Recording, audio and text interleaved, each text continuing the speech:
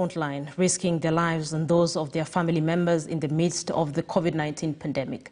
But some health workers cannot pay their medical bills, as was the case for fallen medic Dr. Stephen Mogusu, who succumbed to COVID-19, begging the question: if such services are out of reach for professionals such as doctors, is there any hope at all for millions of ordinary citizens?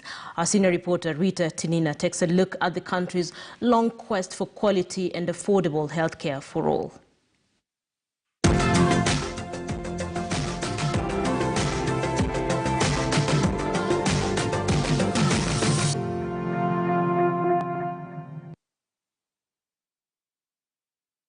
The smile of a proud father, a 5-month-old literally looking up to his hero.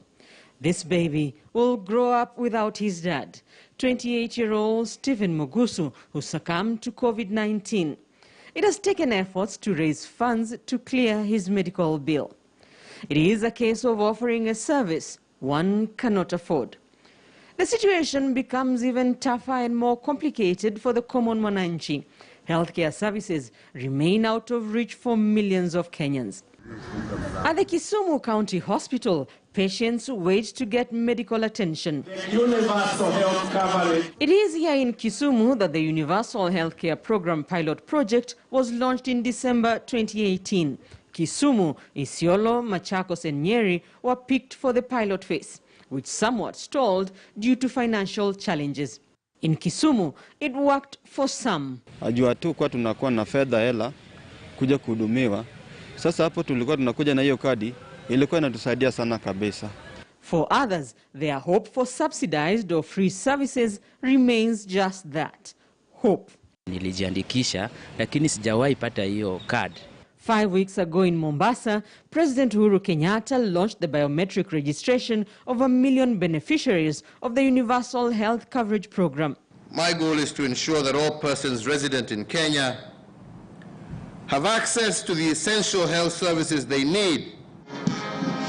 During the 2017 Jamhuri Day celebrations, the President launched the Big Four agenda: food security, affordable housing, manufacturing and affordable healthcare. During the next 5 years, I will dedicate the energy, time and resources of my administration to these Big Four.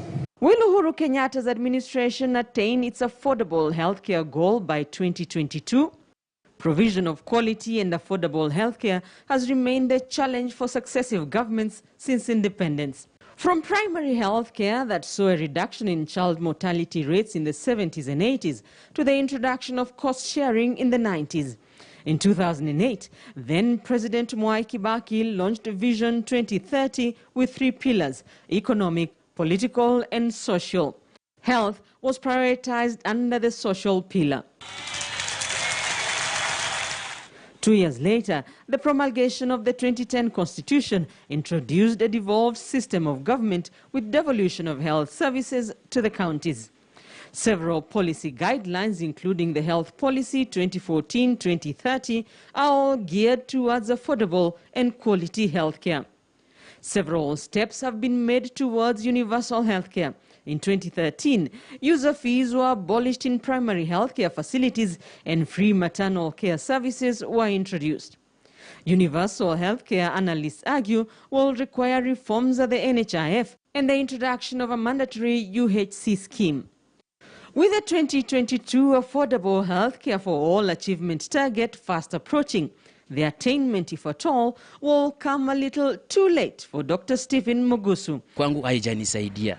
But others like Clement Ouma hope it will become a reality. Rita Tinina, KTN News. Great. So